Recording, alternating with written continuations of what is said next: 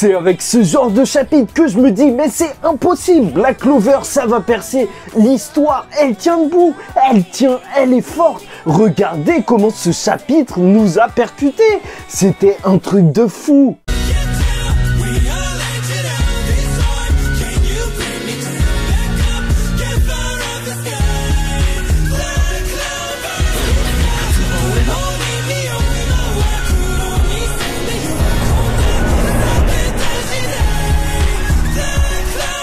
Mesdames et messieurs, ici Chage et on se retrouve aujourd'hui pour la review du chapitre 279 de Black Clover. Et c'était un énorme chapitre qui se nomme La Porte des Enfers. Et cette première partie de review se concentrera sur la réussite du plan puisque c'est ça la première partie du scan. Tabata nous a full, il s'est joué de nous et la deuxième partie de la review se concentrera sur justement le moment où tout a dégringolé. Mais au moins là, on va parler de la transformation de Nast. Et oui, parce qu'il faut en parler. Maintenant, chaque semaine, on est obligé de parler d'une nouvelle transformation. Bon, franchement, je voulais vous parler d'un truc.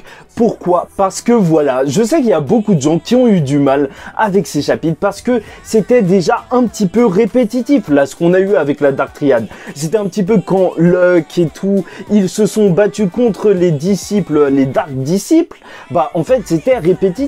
Tu vois, Charmy et tout qui menaient leur combat, mais tu disais, bah oui, ils vont gagner. Bah là, les capitaines, c'était la même chose. Ils nous ont juste montré leur nouvelle forme. Et au final, on s'est dit, tout ça pour du développement de personnage. Mais non, c'était pour nous flanquer une gifle par derrière, une grosse gifle. Et franchement, Tabata, là, il nous a mis par terre. Mais qu'est-ce que c'était que ce chapitre? Moi, je m'attendais vraiment à un réveil de la Dark Triad, mais pas du tout. Là, les démons sont sortis. C'était vraiment n'importe quoi. Mais bon, bref. Revenons-en au début, parce que Mereoleona nous a ouvert ce chapitre, et oui, elle a complètement calciné le démon géant. Et franchement, qu'est-ce qu'on peut dire de plus? Elle est surpuissante. Depuis qu'on a la découverte, cette personne ne cessera de m'étonner. Elle est tellement puissante, et en plus... bah, elle a battu un démon géant. Le problème, c'est vrai que c'est qu'on voit pas trop la puissance de ce démon. Parce qu'au final, il a pas pu se battre longtemps. On sait pas s'il est aussi fort que le démon Licht qu'on avait vu au début de la série. Parce que le démon Licht, lui, il avait utilisé des sorts et tout. Et là, on l'a vu absolument rien faire avant d'être calciné. Est-ce qu'il est vraiment terminé? Est-ce qu'il va se relever et se rebattre par la suite? On ne sait pas pour l'instant. Mais en tout cas, elle a géré. Elle a géré. Et dites-vous bien que si Yuno est béni par le mana, là, les gens, quand ils voient Mereoleona, ils se disent que c'est le mana elle-même, que elle, c'est le mana, donc peut-être que ce serait elle qui aurait banni Yuno. Voilà, petite théorie, c'est lâché, c'est gratuit. Bon, après, on passe justement à ces gens qui sont en train de parler, ces gens de Spade qui s'occupent de la résistance et qui vont rencontrer notre bon vieux Ralph, accompagné de Sally et de toute la clique.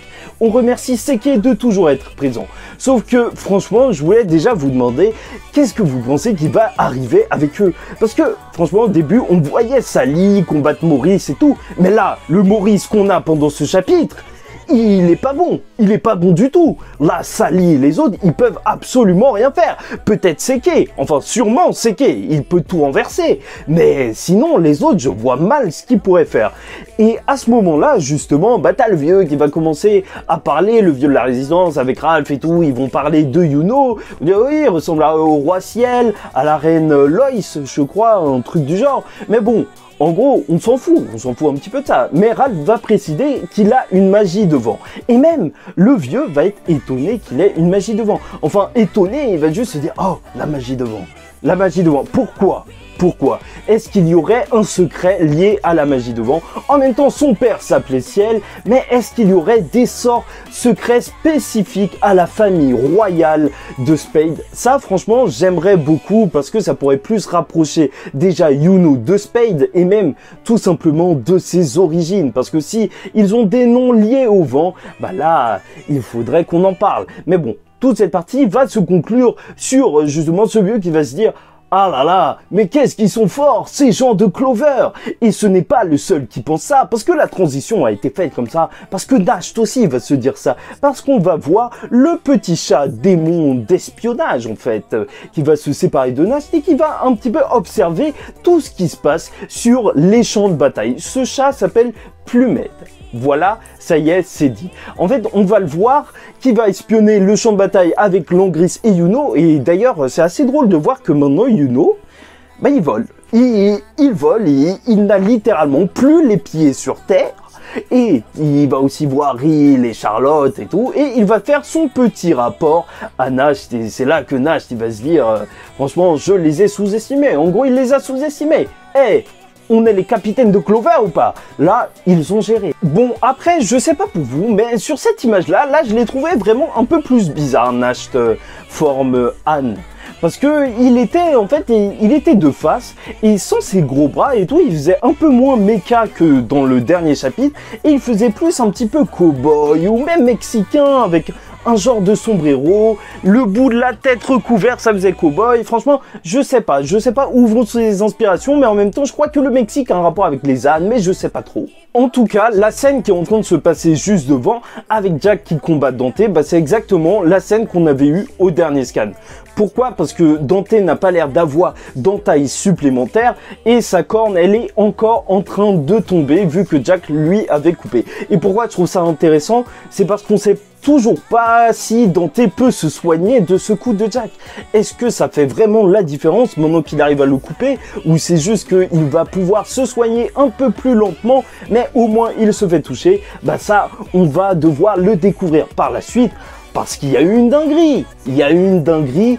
Tout le monde l'a senti, que ce soit à l'intérieur ou à l'extérieur, l'arbre de Qliphotht s'est agrandi et les racines ont explosé partout. Les gens avaient peur, On laisse Dante et Jack se battre comme des malades, mais en tout cas, Nash, lui, va décider d'observer ça grâce à sa fusion et sa troisième forme union avec Plumette. Alors, cette forme union s'appelle Périsse, ne changez pas une lettre, et donc il ressemble un peu à un ninja, et en même temps, c'est son mode un peu furtif. Donc, si on résume bien, on a eu un premier mode Canis où il pouvait se dédoubler, créer des clones, parfait pour mener un assaut, en fait, combattre avec plusieurs personnes, une forme plutôt tanky, celle du dernier chapitre, et maintenant cette nouvelle forme qui est plus basée sur la vitesse, un petit peu l'espionnage.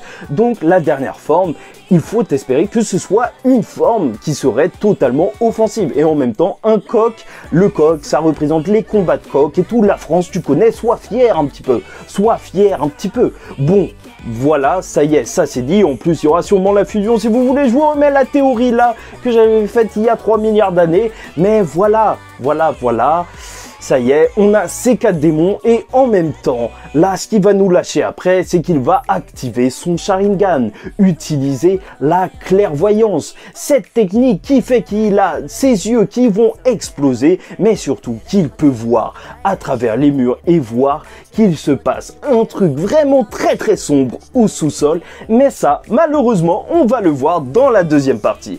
Bon, bref, j'espère que vous avez apprécié cette partie. En tout cas, pour moi, c'était un plaisir de la faire. N'hésitez pas à liker, à commenter, à partager. Franchement, ça donne de la force, hein. Vous savez pas comment, genre juste des likes, ça augmente le référencement. Les gens, ils peuvent le voir alors qu'ils sont en train de regarder des vidéos random sur les chapitres de gens qui ne s'y connaissent pas trop. Alors là, il faut les guider, il faut les mettre dans la communauté. Non, en vrai, ils regardent ce qu'ils veulent, je dis ça comme ça. En tout cas, je voulais vraiment vous remercier parce que pendant les lives, je le vois vraiment, vous êtes vraiment à fond et même chaque review de chapitre, je vois, il y a plein de gens qui commentent et tout. On fait vraiment une vraie team et ça fait vraiment plaisir. Une vraie communauté Black Clover française, c'est ouf. Bon, bref, on se retrouve dans la deuxième partie.